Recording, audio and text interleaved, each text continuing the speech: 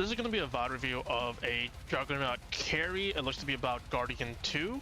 The player left me in the notes that he wants to focus on where to farm when he's behind, as well as where it's safe where it's safe to do so, as well as helping with stacking camps. Then more ideal situation to stack camps since you find the timing really hard. I'll try to remember, but I can give you a quick run. I can give you like a quick tip on like how to practice stacking, especially if you don't have Dota Plus, because Dota Plus will give you like an actual timer to like when to stack, as well as a directional arrow to go like where to pull it. But that's just like a suggestion. You can pull it any which way as long as all the creeps are out of the spawn camp. But we'll just jump in.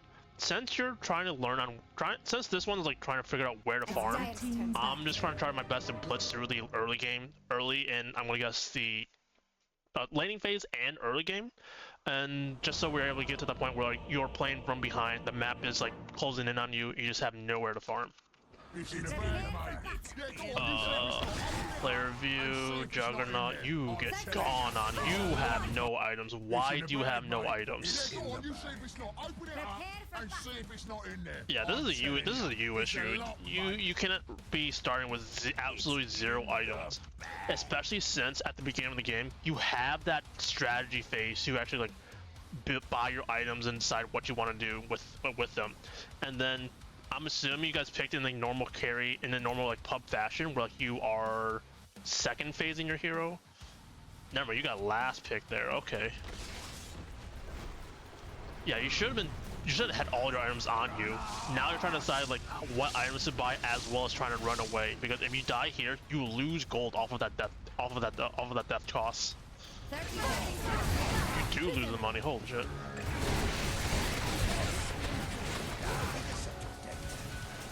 Not too worried since we're blitzing through landing phase.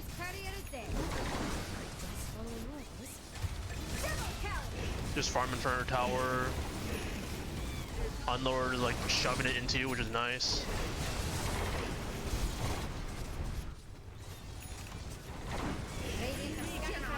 Not really gonna mention on like what order you should purchase the item, because like getting the boots first here means nothing, because you're not running people down with Blade Fury, you're not running away, you're just AFK under a tower hitting creeps. That's where it's not gonna show it there. That's where getting the Band of Elements is gonna be a lot better for you, to like help you make it easier for you to do last hit.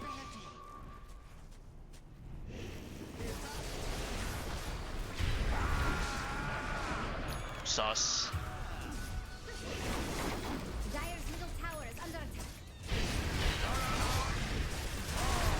Nice, you got an Omni kill.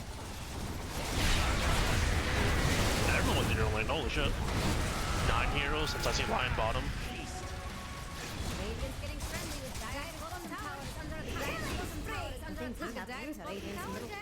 This is somewhere I can touch on.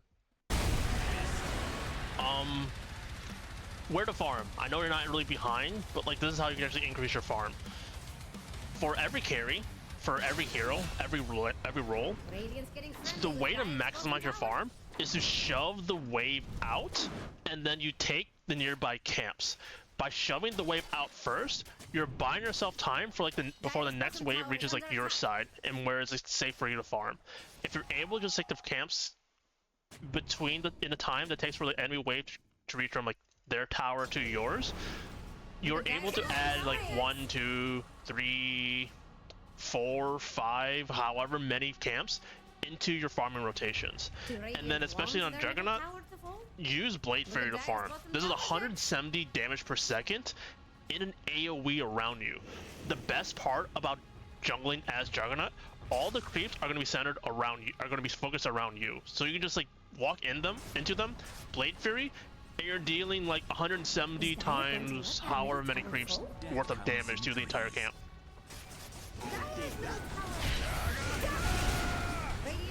This is sus. You got a kill, but you die in return. Just focus your farm.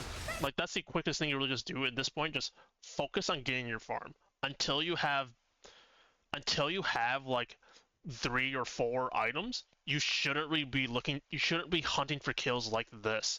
Like, sure, you have Omni Slash to kill someone, but it means nothing if they can just like walk it off or like share the Omni Slash with someone else. Or like if you just, in worst case scenario, you just die in turn. Do you even use Blade Fury to jungle?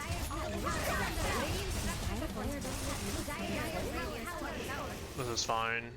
That's what I'm talking about, farming pattern. Kind of sketchy. It's just, oh yeah, it was just sketchy for you to just go hunting for kills the second Omni Slash is off.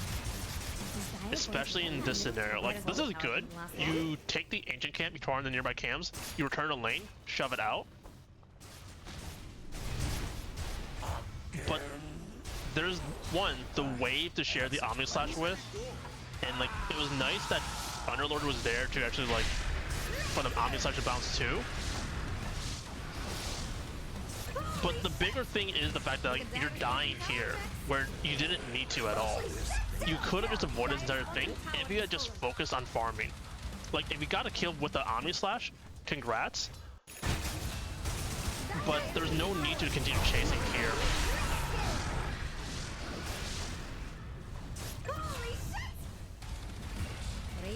Yeah, like the Underlord takes down to the Maledict, but you die.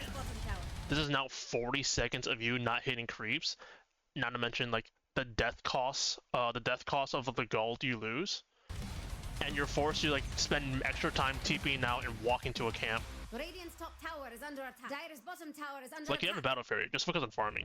Nothing good like this is probably why you're behind, that you just don't have the, you're not giving yourself the time to farm because you're constantly looking for fights, or you're just dead and just respawning. This is fine, you should be down here. This is like the most impactful farm you can have. Dire's top tower is about to fall. If you're looking for Radiant's bottom Dire's top tower has fallen.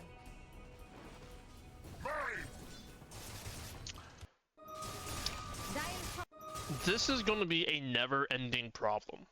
There will never be a concise answer. But the easiest tip I can tell you on deciding where to go to farm is something that helped me learn how to farm when I just came across this brilliant idea. Wherever you are, look at the mini-map. Just focus on the mini-map for now.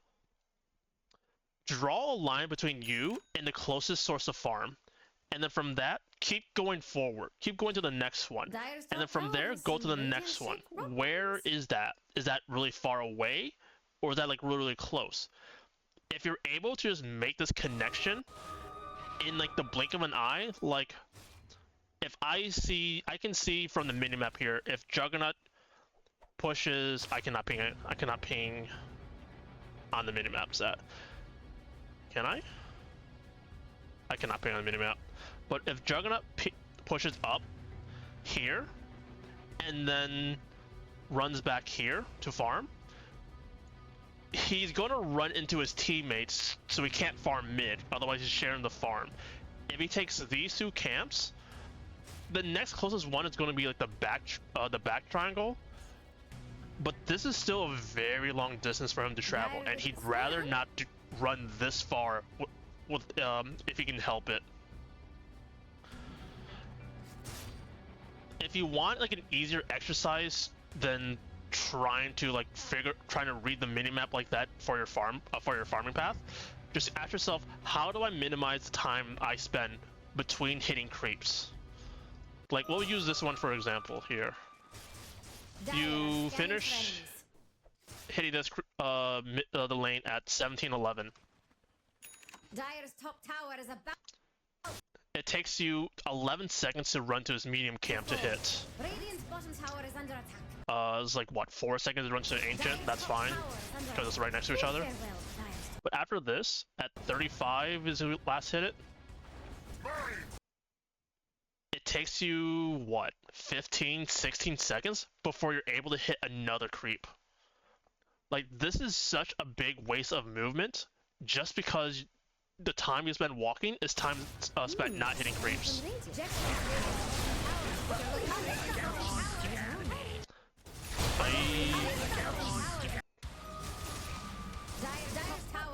I want to double check Radiant's this. scanning for enemies.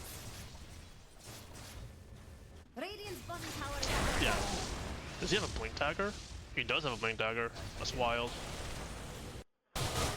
Easy way to dodge to avoid like being vulnerable like this. Don't hit towers. You do not want to hit. You do not want to spend your hero's time hitting towers because you don't get gold out of hitting a tower until the tower has fallen. So between now and the tower dying, you just shove your wave into the tower, crash your wave into the tower, and then you just farm the nearby camps. However, whatever farming path you want. It's going to differ by based on like how strong your team is, if they're pushed up. If you're behind, you want to farm backwards, away from the enemy. That's where it's up to you.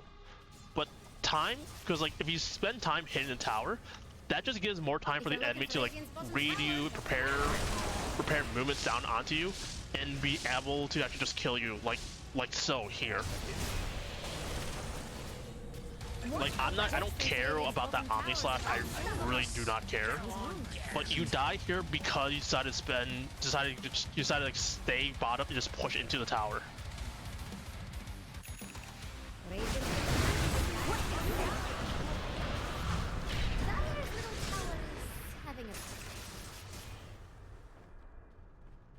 Alright, you guys ward them off, that's fine. Actually, let me rewatch that at slower speed. Because how the fight ends is how I will read the map in order to like decide where I want to go to farm. Like obviously all of Radiant is on your side of the map. They're diving your tier 2 and they're able to get some kills because they know like you lose 2. But depending on where they run away to depending on what position they are in relation to you, that's where you can decide like, okay, I want to farm in this direction or that direction.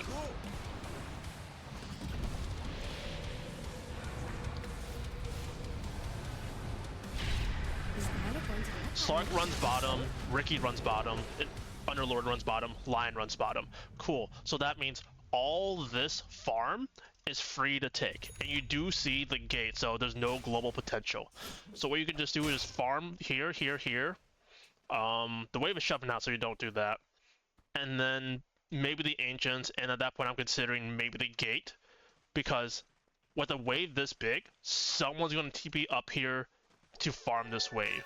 And if you're able to just dodge all this, go through the gate, go towards bottom, there's more camps down here for you to farm. I'll take that as tribute.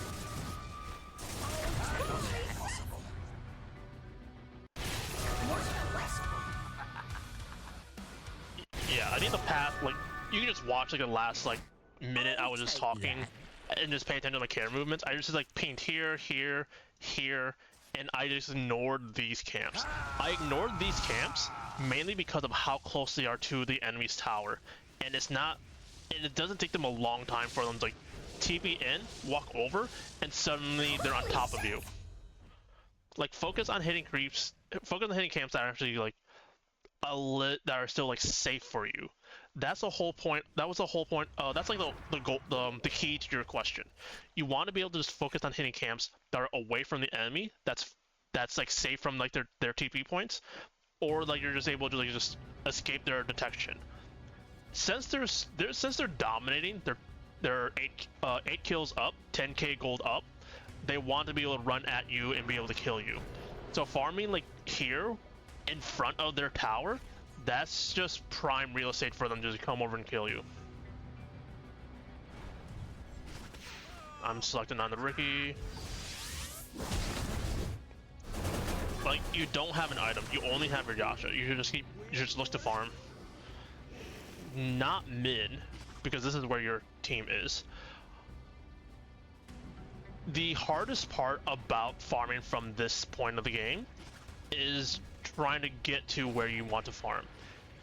And because Radiant is like so far ahead and so in the lead, they want to play on your side of the map, which means that none of them are on their side of the map. You can just, if you are able to get away here, which is the hardest part, then you have like so many camps to hit. You can creep cut, which has impact in the game and like delaying their push. And then you also have like the gate as well as TP scroll to like dodge their attempts. Like yeah, they have the Underlord, but you have spin TP to escape that. Yeah, this was the bad TP. This was the bad TP. Mainly because Sniper dies to Slark, and you TP to the part of the map where Slark is. And I don't know what you're trying to do, just running after the Slark. Like, yeah, you see, like, heroes mid and top, but it's like, you don't know if Unlord is going to gate on top of you. Granted, Slark doesn't have ult because he's used it. But, like, TPing here just means you're stuck in this part of the map for 80 seconds. And yeah, you can, if you farm, like, 2 camps, what else are you going to hit? Where else can you farm? Your position up here was a lot better, because, like, you could have just, like, ran down, take these 2 camps, run across, slip past the creep wave, take more camps, or even go through gate and farm bottom side.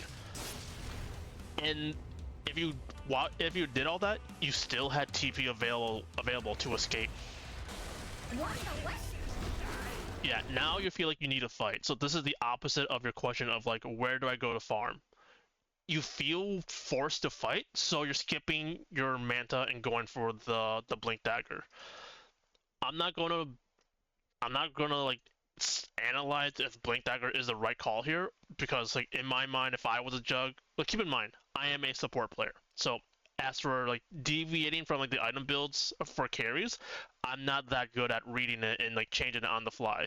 But if I'm still focused on farming, I'm gonna be focused on farming. I'm not gonna be fighting. The game feels bad, but it's not desperate yet. You still have your tier 2s up. They haven't cracked high ground. The neutral objectives of Roshan and Tormentor are still available. There's still so much time left in the game. If I can just AFK farm for a little longer, maybe I'll be strong. Maybe I'll get strong enough to actually like have a standing chance instead of like forced to just go off of my build and have like a really weird item that might let me fight, but in all honesty, it does not. Dire's top tower has some Like, hold on, I can show this a little better. Like, right here, where like I just mentioned, like they're playing aggressive, they want to play on your side. If I go to free camera, pay attention to the minimap. Do you see how they are all on your side of the map? And do you see how there's so many camps on their side, uncontested, free for the taking? These will be untouched for like 10, 20, 30 minutes, however long Radiant is winning. If you're able to find your way over, whether it's just like shoving out a wave and then sneaking through, or even buying a smoke and running past, that's how you can actually get access to these camps and actually farm. And then for actual impact, that's where you can like be cutting the waves to like delay a push. Cutting the waves to delay a push, taking a gate to go to the opposite side, or just like TPing out before they even get to you. Like, if you have the time, I will just recommend watching a couple of pro games. I'm saying a couple because I don't know the exact ones, and just pay attention to like the losing team's carry and how they're farming and how they're deciding their movements. Like, you'll see that they're still gonna die. They're still gonna get caught out. But like they're very sneaky and very slippery about their movements and like where they're going. They're gonna run around on the edge of the map, pass like the first wave, kill nearby camps, take like the second wave or the third wave, and then either like immediately like buzz off elsewhere or like rotate out of the area of the map. Dire's top tower has some radiant. Because like I can just assume like you're just dead set on getting this Blink Dagger, and then once you get it, you're gonna go in a fight, but you still die because Blink Dagger is not enough. Like maybe you can kill the lion with the Blink Dagger, but it's lost. Like I really do not see that world happening. At this point, this is the farming Blink Dagger. Yeah, you just stayed in this section of the map with the Underlord pushing into you. That allowed them to just like move heroes in. Like, let's go back here. I'm mainly supposed to pay attention to the minimap. Like, Ricky's hunting for you. Ricky's looking for you. Bottom wave, bottom part of the map, completely safe. No one's been here for like 16 minutes. Coming through. You run into where Ricky's looking for you, and suddenly you die. Bottom still untouched. Radiance jungle, Radiance triangle also untouched. Yeah, they draw the line for Roche. That's a neutral objective. Now they're gonna play up in your face. Oh nope, they draw a line for Tormentor.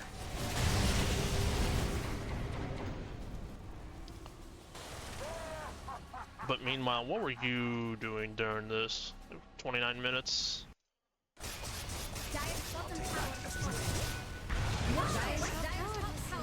You died there, you respawn, you hit these two nearby camps.